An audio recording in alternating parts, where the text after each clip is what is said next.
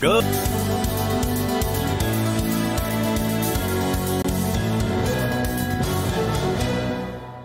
Hello and welcome to the Global Leadership Series. In about a week from now, India will celebrate its 71st Republic Day. It's a special occasion for more reasons than one. This year also marks the 30th anniversary of India's diplomatic ties with Central Asia. New Delhi is expected to host a virtual summit with Central Asian leaders. In recent months, there has been renewed momentum in this relationship. Apart from the obvious synergies on trade and security, the situation in Afghanistan has emerged as a pressing problem for both sides. How can India and Central Asia work together on Afghanistan? What does the future hold for this partnership? And how can India and Central Asian partners define the post-pandemic world order? To discuss all of this and more, I'm joined by Djoomart Otorbaev, the former Prime Minister of Kyrgyzstan. Mr. Otorbaev, welcome to WION. Welcome. In about a week from now, like I said, India will host a virtual summit with the leaders of Central Asia. It coincides with India's Republic Day celebrations, also with the 30th anniversary of diplomatic ties between the two sides. The leadership of Kyrgyzstan will be attending this virtual summit. How do you assess India's outreach to Central Asia? Actually, I cannot say that we have very extensive, intensive trade relationships between India and Central Asia, and mainly because of logistic reasons. However, we not forget the old Silk Road, when Central Asia plus Afghanistan were the very close link to India, and many cultural events, many historical events have happened between India and Central Asia. These days, in order to make big investments and trade, you need good logistics, and because of the landscape between Central Asia and India is not very favorable for that, we don't have too much of trade. Because Central Asia is landlocked. We can't trade over the sea, which is traditional way. However, what we think now is that we will do trade with a very promising railway communication.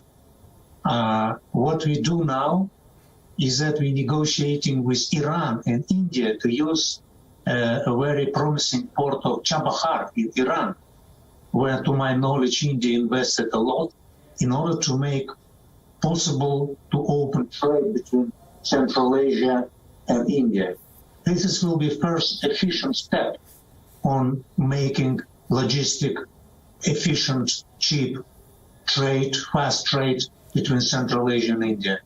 And besides, we have to think of what we can do together to stabilize situation in Afghanistan. Of course, a lot needs to be done, a lot can be done, and I believe both sides are working towards it. India is one of the first countries to have established diplomatic ties with Kyrgyzstan in 1992. And in recent years, both countries have exchanged several high-profile visits, including Prime Minister Modi's visit to your country in 2015 and then again in 2019. As a former Prime Minister of Kyrgyzstan, how do you see the future of this relationship, given all of the challenges that you've just enumerated? Yeah, we have very good relationships. There's no problem. Currently, we have few tens of thousands of students from India which study in our universities. In our small countries with a population of 6 million, with 1 million in our capital, Bishkek, every day we see Indian students on the streets, which is very good. So I think that we have to continue this. Of course, everybody knows the potential, economic potential which India having and how it's developing. Everybody really happy that as a part of Greater Asia, India is a leading force to bring Asia back to the old good times when Asia were carried most of the world GDP. Together with China, India are leading forces, not only in Asian development, but the world development. So we really would like to be closer to India. Especially, I would underline tremendous successes with India achieved in terms of digital technology, in terms of IT development. We're really willing to be together in terms of developing of these 21st century new technologies together. And as I know well that political relationships are very good, so why don't we really strengthening people-to-people communication to get more students from both sides in each region, country. We are really happy that the last couple of years, Central Asian countries getting much, much closer to each other.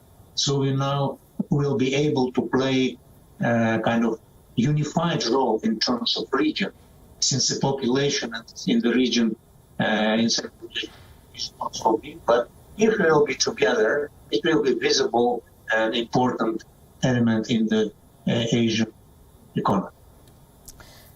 So I think both sides agree on the potential and opportunities for collaboration, but there are also some immediate and pressing concerns. One of them, of course, is Afghanistan. Back in July last year, you wrote that, and I'm quoting from what you wrote, peace must prevail above all within Afghanistan. But peace has been the biggest casualty of the Taliban takeover. How does a destabilized Afghanistan affect your country and your region? It is important that the Taliban claimed many times there is no intention to influence Central Asia. The appreciation of the border, of security concern, this is a very important statement for us. What is now everybody, not only Central Asia, and what all world have to do is trying to see Afghanistan as a reliable, civilized partner. So what we're hearing, that there is a political will. However, sometimes will be required before current leadership of Afghanistan will establish recognized and efficient public services. Will try to fix security situation within the country. Will try to develop economic projects. In that respect, all countries surrounding Afghanistan should play its own role. I am also talking about Iran, Pakistan, and China, of course, India as well. So we have to come back, get together, and to try to help with the rest of international community to make Afghanistan more predictable, more civilized state that everybody will be benefiting out of. Because we would be connected well through Afghanistan or not, depending on security and predictability situation in that country. So I'm really hoping that step by step we will be kind of using Afghanistan as a part of greater Central Asia, and we'll be linking Central Asia with India, with Indian continent.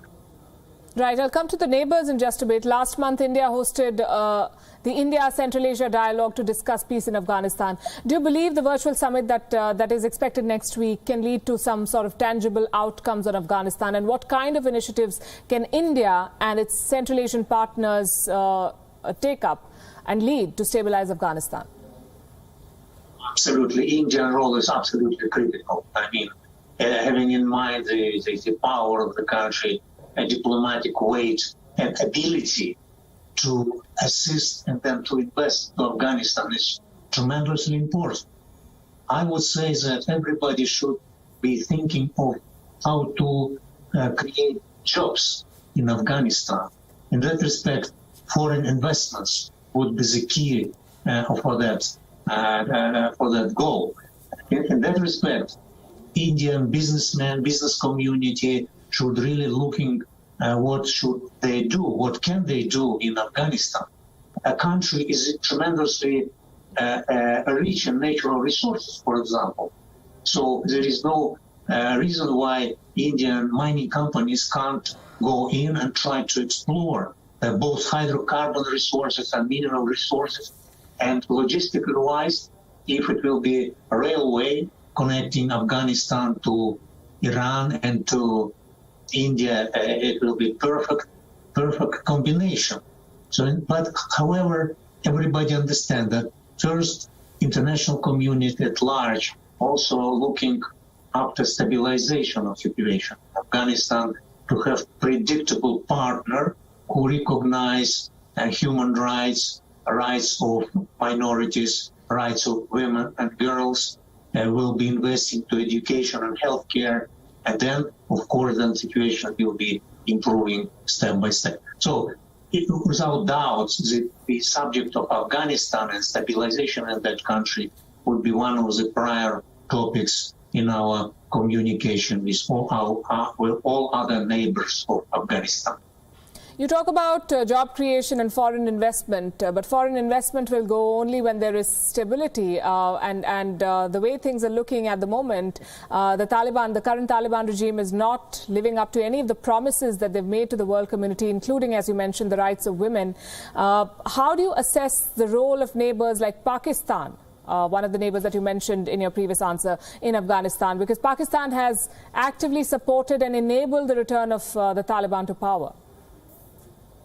Yes, of course, there's a lot of speculations that Taliban maintaining very special relationships with Pakistani government, and it's not without reason. Actually, Pashto tribes, they live not only in Afghanistan but also in part of Pakistan, as the same people. So the idea is that the role of Pakistan in stabilization of Afghanistan can't be overestimated. But I would say that Pakistan should be carrying responsibility in terms of helping to the brothers in Afghanistan, to Pashto, in terms of, for example, advising how to organize public works, how to organize border guards and security situation, how to get rid of terroristic groups which currently, unfortunately, are based in Afghanistan because of these very difficult geographic and landscapes where they cannot be hidden.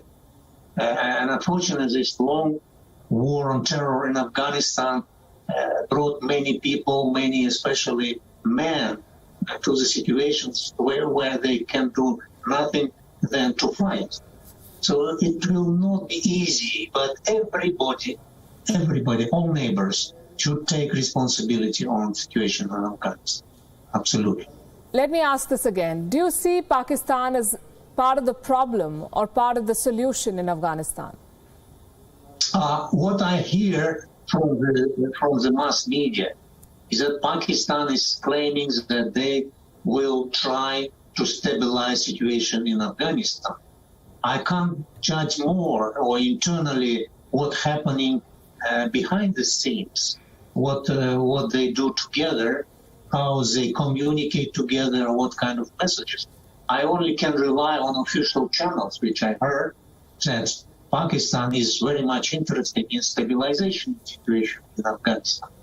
And I can't add anything else because I'm not too knowledgeable in internal issues of between Pakistan and Afghanistan. Okay. Afghanistan, of course, is not the only point of concern for Kyrgyzstan, for your country. You also share a border with Xinjiang, the region where China has been accused of persecuting more than 1 million Uyghur Muslims. According to some estimates, there are around 50,000 Uyghurs in Kyrgyzstan. Do you believe the genocide of Uyghurs in China poses a security challenge in your country? First of all, we all 5 Central Asian countries maintain excellent relationship with China. No problem. No problem. We demarcated and delimited the borders. We have big Chinese investors in all our 5 countries, very good political relationships, and we trust to the Chinese government on terms of what they're saying. The words which you're using, they are not really line up with that. We trust that the Chinese government is responsible and a very trustable partner, and we believe to that. I know, of course, there is a kind of new Cold War between the United States and China, and U.S. using different type of propaganda weapons, including those statements which you just mentioned. But we are it is not in the same way with the United States. So we're thinking that Chinese government appreciate human rights and appreciate the rights of minorities, including Xinjiang. I know many people from Xinjiang, from Uyghur community, Nobody told me that there are big problems or anything else like what you just said. I did not even mention the United States. I was talking about the Uyghurs, both in China and in your country. And I was asking, do you believe that what's happening in Xinjiang poses a security challenge to Kyrgyzstan? There is no challenge, no security challenge. Chinese, they are a very strong state institutions. I've been in Urumqi, in the capital of Xinjiang Uyghur Autonomous Region, many times. I communicate with everybody. I didn't see anything what U.S. is claiming happened there. We have Uyghurs live also in my country, in Kazakhstan, in Uzbekistan. We're maintaining very good relationship with them. Of course, there are some people who disagree with current policies of the Chinese government internal, but all in all, I believe that situation in that autonomous region is stable and predictable.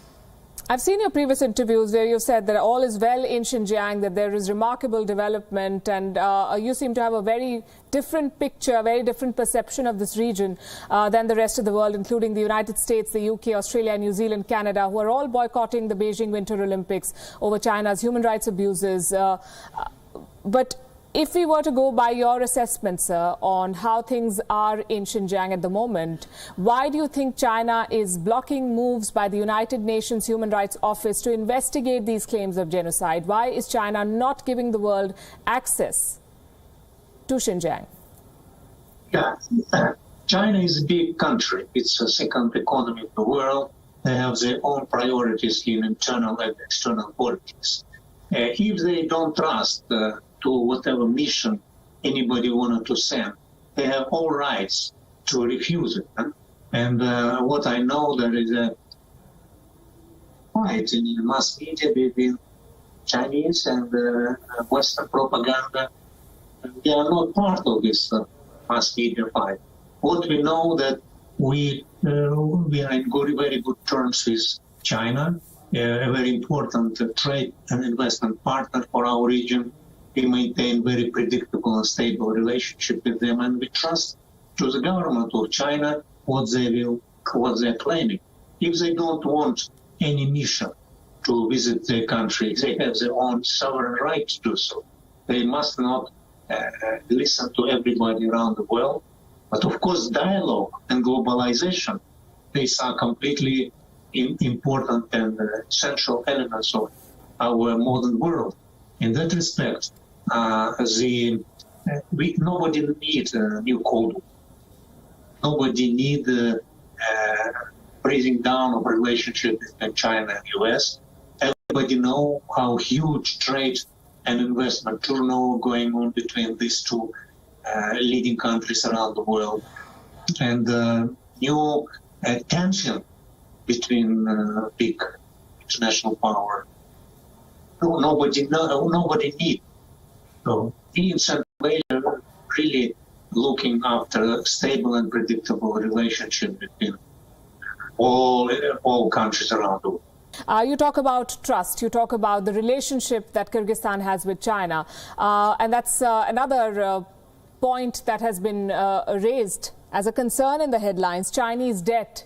Kyrgyzstan owes around $5 billion in foreign debt, and more than 40% of this debt, that is around $1.8 billion, is owed to China. And this is money that was borrowed over the last decade for infrastructure projects under the Belt and Road Initiative. Do you believe that your country is caught in a Chinese debt trap?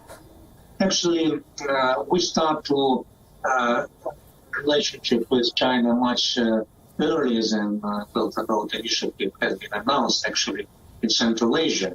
So we really borrowing from China on a very light, easy terms, so-called concessional terms. It's kind of World Bank, IMF borrowing. We need to develop our infrastructure, including transport and energy infrastructure. And what China is giving to us, offering to us, is good for us. So we're using this money, not only for my country, but all Central Asian states, in order to improve people's lives, in order to improve economic development and create jobs. So that is why we're negotiating in equal terms with China on how to to execute joint projects. The same things we're doing with India on a smaller scale, but we do it as well. So if there is no kind of dictatorship or whatever political demands, whatever, which China never used, why don't we borrow very cheap money and to improve our own economies? We don't have any tensions with China. We are good neighbors and we will continue cooperation in a feasible future. So you say, but last year in February, the new Kyrgyz president, Sadir Japarov, raised concerns over the high levels of debt, and you're saying that Chinese money is improving the life of people in your country. But this is what the president said, and I'm quoting, if we do not pay some of the debt on time, we will lose many of our properties. China, like I said, is the largest creditor for Kyrgyzstan, and Beijing has been reluctant to grant large-scale loan waivers. Do you still believe that Kyrgyzstan is benefiting from Chinese money and is in a position to meet its debt obligations? I know what kind of credit agreement is signing with China. There is no obligation to pledge whatever national property are. Of course, we respect our responsibility and obligations. But in terms of overall debt level to GDP, our debt level to GDP is in sustainable level. And we have a law which not allow from my country to have sovereign borrowing above certain line. We are still below that line and we can comfortably borrow again. So our government really looking very carefully about level of debt which we have in terms of sovereign credits. In that respect, situation is no dangerous, and we are in comfortable situation in terms of continuation of our debt relationships with Chinese. That is good to know, because the economic struggles of the people of Central Asia and some of your neighbors have fueled unrest. Recently, there were massive protests in Kazakhstan, I'm sure you're aware, over a sharp increase in fuel prices. Dozens were killed in the crackdown that followed there. What are some of the implications of this turmoil for you? Do you believe that there is a risk of such unrest spilling over into other Central Asian states? Actually, it is very bad for Central Asia at large. What's happening in Kazakhstan, which is the biggest, not only in terms of territory, but in terms of economy in the region. We can discuss a lot about the reasons and why it happened. Actually, in two words, it's just social inequality, which led to the social unrest in that country. But within, let me say, 10 days, situation went cooled down because Kazakhstan is a strong state, a rich and strong state with responsible citizens. Yeah, there was disturbances. Indeed, there was a huge tragedy that many dozens of people were killed in the fights. But within short, Kazakh government cooled down the situation, and situation now going back to normal. So we have to all listen and learn lessons which we just observed Kazakhstan by learning what kind of mistakes have been made and what were the real reasons why we had these disturbances. Another point is that Russia, which played a very constructive role in stabilizing situation in Kazakhstan as our strategic partner. I know that Russia maintained very good relationships with India, and in that situation, Russia really, as a very important partner for our region, played constructive role in cooling down the situation and led so-called terrorist group just disappear from the scene. And our responsibility with the Kazakh government is to stabilize the situation and to go back to normal. So it's interesting. You see Russia as a stabilizing force in the region, and then there are some observers who saw the uprising in Kazakhstan as a rejection of Russian influence on Central Asia. do you believe that this region, and this country in particular, region in general, is becoming a theatre for another sort of proxy war between Moscow and Washington? Not really, not really. Actually, with Russia, all countries of Central Asia, we're maintaining strategic relationships. We're sharing the common history when we were in one country, which was Soviet Union. We're now in different other institutions, like in Shanghai Cooperation Organization, where India also a member. So we have enormous economic relationship with Russia. There's no political problems. Of course, you have in everywhere in the world, in each country, in each region, so-called nationalistic groups, which may claim that Russia is kind of playing an unfair role in my region, but they're in margins.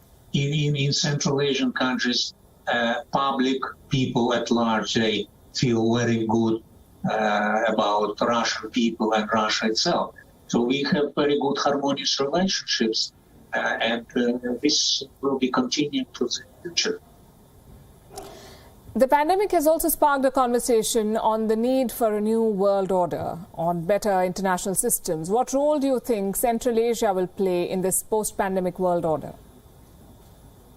In terms of economic power, Central Asia is not big. However, history placed us in the middle of Eurasian continent. And Eurasian continent will be enormously important in the 21st century.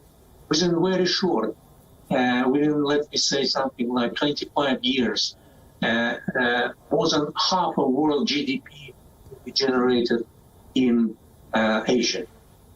And we are Central Asia region located strategically very conveniently between three major world powers, between China, India, and Russia. What we have to do is to use friendship with those very influential, important countries to bring our region to predictable, sustainable development. In that respect, to be bridged between China, Russia, India, for example, would be extremely important.